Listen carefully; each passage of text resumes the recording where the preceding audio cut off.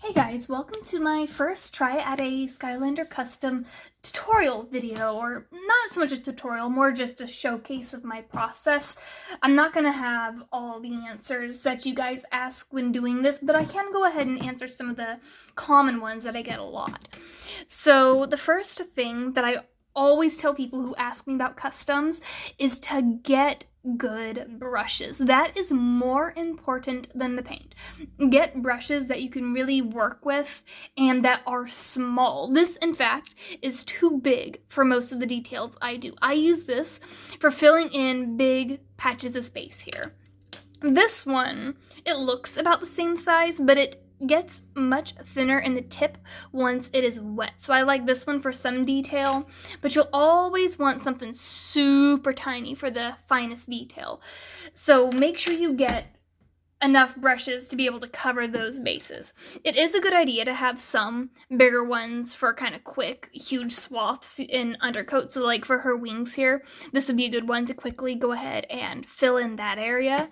But otherwise, you're mostly using small brushes. If you have something bigger than this, it better be just to paint your whole figure a single color before you go back over with other colors. That's my first bit of advice. The paint is truly any and all acrylic craft paint you can get. There is no real brand preference. I grab whatever looks fun. You do want to bear in mind that some of these paints will have things like high gloss that might affect the texture of the paint. I don't recommend satin paints because they are super thick and they dry really globby if you aren't applying them correctly. But most basic colors and metallics, you should be good on metallics, will work really nicely. Okay, so today I am doing Sonic Boom. I figured this would be a fun one to start. She's one of the first Skylanders I customized originally, and I have quite a few of her in my box, so I would like to go ahead and do her.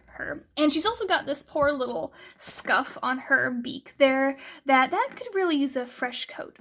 So what I'm going to try to do with her today is I want to mix. So one of my favorite things about griffins is that you can mix and match different birds and cats to get a totally different look.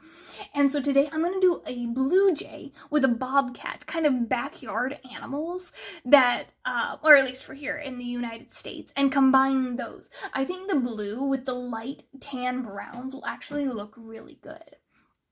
So yeah, I'm probably just going to shut up here now and enjoy the process. I'll break and tell you guys certain things as I go if I think it's important, but for now I'm just going to grab my first coat of paint.